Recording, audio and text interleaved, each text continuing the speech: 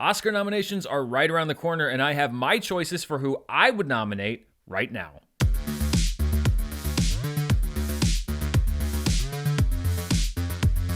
Hello everybody, I'm Dan Murrell here with one of my favorite shows of the year. Even though the Academy Awards have lost a significant amount of their luster in recent years, I always love Oscar season, and we are less than a week away from Oscar nominations being announced. They will be out next Tuesday, and something that I always look forward to is doing an episode where I pick who I would nominate for the Academy Awards. Now, this is not who I think should be nominated necessarily. This is if I were the Academy of Motion Picture Art and Sciences, what are the names that I would put forth for the Academy Awards each year? I'll also tell you who I think the Academy will nominate when those nominations are announced next week. Of course, you can come back here on the channel soon after the nominations to get my quick reaction to the snubs and the surprises, etc. This has been a very interesting year for movies. I think it's been a really good year for movies, but there are so many Oscar races that are wide open. There are very few that have a clear frontrunner, and that makes for a lot of suspense in the awards show nominations. Those are my favorite kinds of Oscar years. I love it when there's no runaway winner from the very beginning. So without further ado,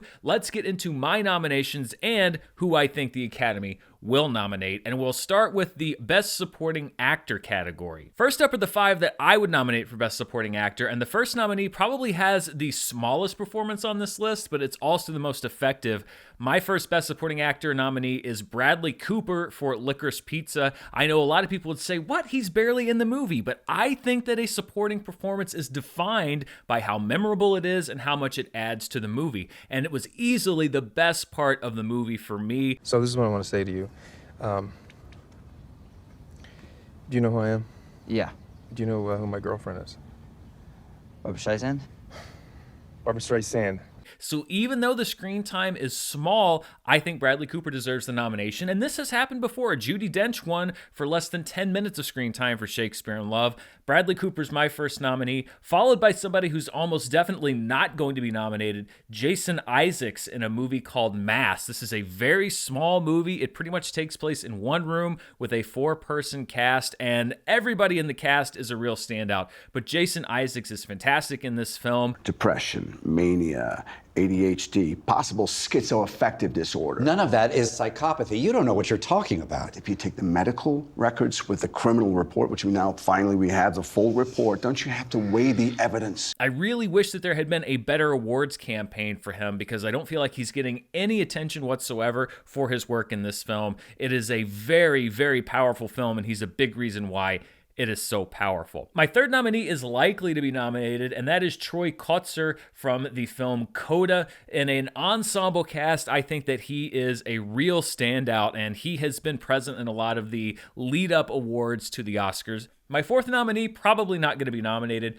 Woody Norman from the film Come On, Come On. Oscars run hot or cold on great child performances. They either ignore them completely, or they get a lot of momentum, like with Anna Paquin, who won, Tatum O'Neal, who won, Haley Joel Osment, who was nominated. I don't think there's that momentum behind Woody Norman, but I think he is so good in Come On, Come On, as good as Joaquin Phoenix, who is a phenomenal actor. The question is, why do you want to do it?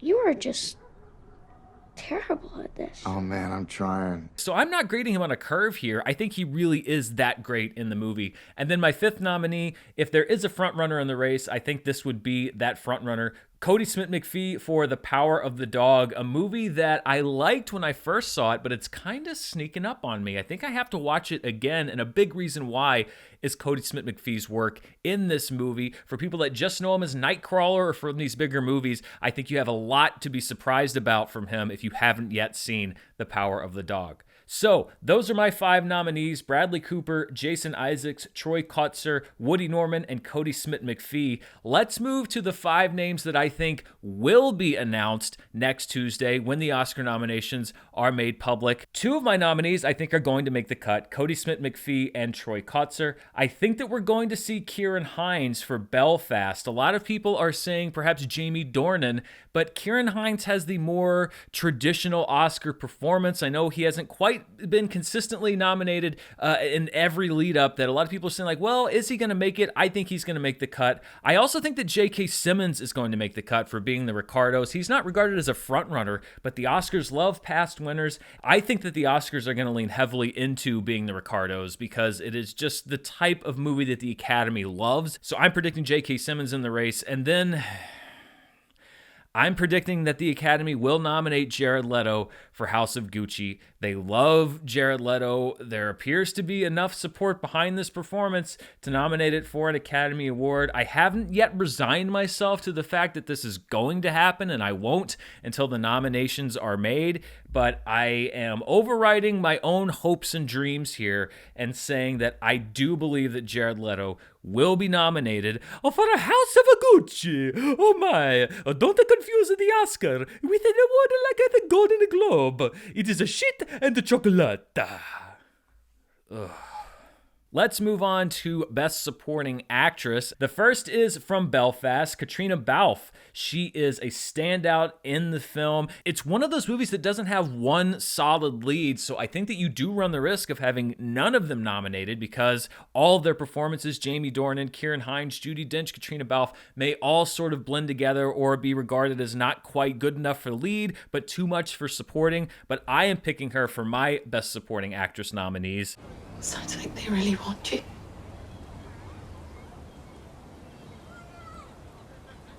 What do you want? Ariana DeBose from West Side Story. She was someone that I was not familiar with really before I saw that film. She blew me away, and to step into the role that Rita Moreno not only made famous, but also won an Academy Award for playing, and to still really put your mark on that role is a pretty good achievement. So Ariana DeBose in my list. Kirsten Dunst from The Power of the Dog. Again, a performance that didn't necessarily blow me away the first time I saw it, but as I think more and more on that movie, her work is so important to a lot of the impact of that film. I'm so sorry. I can't seem to play. I played in the cinema pit for hours and hours. I'm so sorry. Anjanou Ellis from King Richard, another role where she makes the absolute most out of every second of her screen time. Even though she's kind of in the margins and in the background of a lot of the film, it all boils up, and then she has a few key scenes. There's one great confrontation scene in the kitchen between Anjanou Ellis and Will Smith in this film that I think is enough on its own to clinch that nomination. And then my fifth nominee, again, almost certainly not going to be nominated, but a performance that I tagged way back in the summer, Olga Merediz from In the Heights. In the Heights, I think, is going to be completely glossed over by the other musicals that have come out and came out later in the year. It was not a box office success. And I'm not necessarily saying that those other musicals getting nominated is a snub. We just had a lot of great film musicals. But Olga Merediz's performance in the Heights was so good, it has stuck with me throughout the year and into 2022. And so she would be one of my 5 nominees. So we cleaned some homes, polishing with pride, scrubbing the whole of the Upper East Side. The days into weeks, the weeks into years. Now, the 5 that I do think are going to be nominated, I think that Ariana DeBose, Kirsten Dunst, who not everybody has, and Anjanou Ellis will all be nominated for the Academy Award. The 2 names that I did not have, Marlee Matlin for Coda, that is another big ensemble cast. I think that she's going to make the cut. She's a previous winner. The Oscars love that. And then perhaps a surprise, Rita Moreno.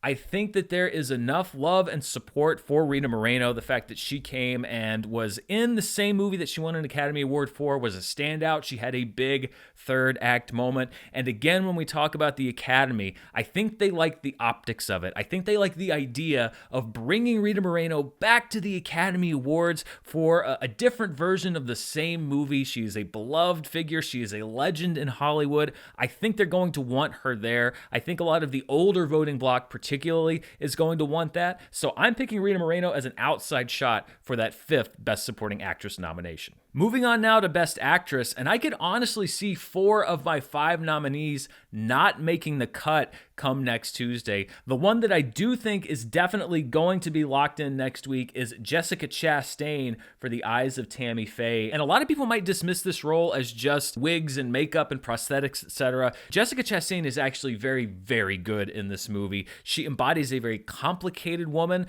a woman who has to take a backseat to her husband in so many different ways and in ways that are contrary to her nature. She brings a lot to this performance. So to write it off as just a makeup performance would be to do it a disservice. So I do think that she's going to be nominated next week. You know, I don't think of them as homosexuals. I just think of them as other human beings that I love. You know, we're all just people made out of the same old dirt. And God didn't make any junk. My next pick is Jodie Comer for The Last Duel. This movie kind of got lost in the shuffle. It didn't meet everybody's expectations, but Jodie Comer was fantastic in this movie. There was a time where people were talking about her in the Best Actress race. I think that time has passed, but I think she deserves it because in a story about so many shifting perspectives, she's the linchpin to bringing it all together, and I think she pulls that off really well. Sean, I intend to speak the truth. I will not be silent. I have no legal standing without your support. My third choice is Rebecca Hall for The Night House. She will absolutely not be nominated for the Academy Award. She takes the Toni Collette in Hereditary spot. It's a movie I did not see in theaters. Not a lot of people saw in theaters. I just caught up with it toward the end of 2021, and she blew me away in this film. She is so good. She also directed a movie that is an Oscar contender, Passing. We may see Ruth Negga from that film in one of these acting slots. This is an interesting one because a few months back, my next pick was considered to be the front runner, but is now considered an outside shot, some say, at even getting a nomination, Kristen Stewart in Spencer. I was not as taken with Spencer overall as a lot of people, and there were even some times where Kristen Stewart was on the outside looking in for me because it is a very mannered performance, but part of it is also that I'm just rooting for her. I think that she has made so many interesting career decisions and has broken out of the shadow of Twilight, even though that's where so many people keep wanting to kind of throw her back in, that I'm going to take a flyer on Kristen Stewart and put her in my top 5 because I think that she may be excluded from the Oscar top 5 just because Spencer did come out a while ago, and I think a lot of people still see her through the eyes of 10 or 15 years ago. So Kristen Stewart, one of my 5, and then my final pick, Rachel Zegler for West Side Story. I thought an incredible debut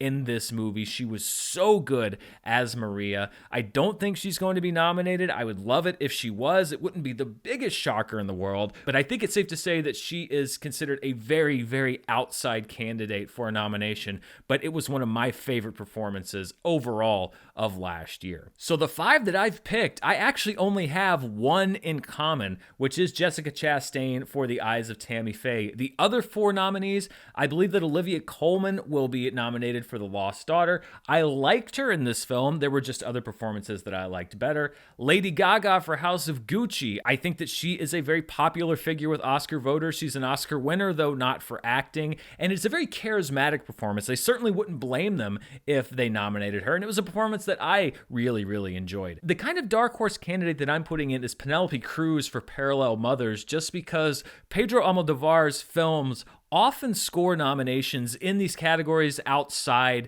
of just the international category, directing, screenplay, acting, and I think that Penelope Cruz, this is a movie that's coming on strong towards the end of the Oscar voting season. I think she may slip in there as one of those candidates. And my final nominee is, I think, the new front runner, and it's a performance that honestly, I'm not the biggest fan of, which is Nicole Kidman in Being the Ricardos. I think that she's fine in the movie. When she's mimicking Lucy, like the clips, she does an extremely good job, but I just don't see the big deal personally with this performance and honestly with this movie. However, when you look at the Guild Awards, when you look at everything, indications are that awards voters love Being the Ricardos. So I'm putting Nicole Kidman in there as my 5th nominee. You think we're saying Ricky's stupid? I think you're saying the audience is. And that's something for which they won't soon forgive you. You charge for these lessons? A ton. Moving on to Best Actor, this is one of those years where it always seems like there's one acting category, actress, supporting actor, one a year that is absolutely stacked top to bottom. For me this year, it is the Best Actor race. It was really tough for me to narrow down 5 nominees, but these are my 5 picks for Best Actors. If I were the Academy, my first nominee would be Nicolas Cage for Pig. I don't think he's going to be nominated, but I think he is so good in this movie. It's a small movie. It's an unconventional movie. It came out a while ago. That could be 3 strikes and Cage is out, but it has stuck with me all year. So he's my first pick. Why do you care about these people? They don't care about you. None of them. They don't even know you because you haven't shown them. My second pick is, I'm making him a double nominee, Bradley Cooper for Nightmare Alley. I'm not like a huge Bradley Cooper stan or anything, but when I'm looking at the performances this year, I think he honestly gave one of the best supporting performances and one of the best lead performances of 2021. Nightmare Alley hinges completely on him, especially as we get to the final scenes of the movie, and it is maybe the best performance I've ever seen from Bradley Cooper. He showed me a new level in this film. Well, you live alone. No man in the house. Gotta have a gun at home, but you assume yourself to be a lady, so not a big pipe, something small, portable, 22, 25, 4, 6 shot maybe, and since you like pretty things, nickel-plated ivory handle. My third nominee, and my personal favorite, the one that I'm rooting for, Andrew Garfield in Tick, Tick, Boom. Speaking of a speed I didn't know an actor had, he was so good in this movie, singing, dancing, acting. Everything that was asked of him, he did brilliantly, and I was worried that he wasn't even going to be recognized, but it looks like there is some actual momentum behind him, I think because he was also in The Eyes of Tammy Faye. He was also in another movie that I get yelled at for spoiling, so I won't say anything about it, but he was in another movie that people were talking about, so I think that there is some momentum for him there, but he's the name that I'm going to be rooting for come Oscar night. I turned 30 in 2 days. And?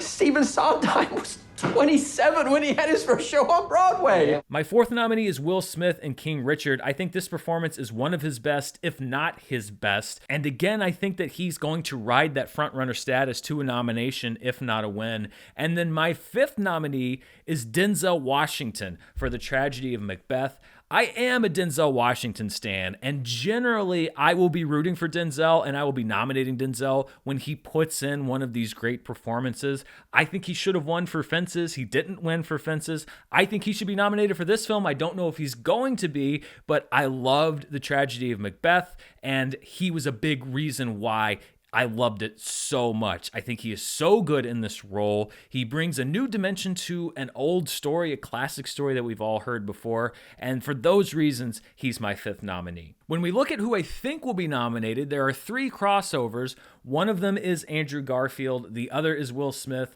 and then Denzel Washington is my third choice. The other 2 that I think are going to be nominated, Benedict Cumberbatch for The Power of the Dog, and this is absolutely a deserved nomination. It was really hard for me to leave him out of my 5. It's really a testament more to the fact that I loved those 5 performances than anything wrong with his performance. And then again, this is a name that is not necessarily on the lips of a lot of people predicting the top 5, but I'm going all in on Being the Ricardos, and I'm saying that Javier Bardem will be nominated for his portrayal of Desi Arnaz. Grandpa Fred was wrong, Lucy. Yes, he didn't tell you the part where they throw your father in prison for the crime of being the mayor of a city. I was chased to this country, Lucy.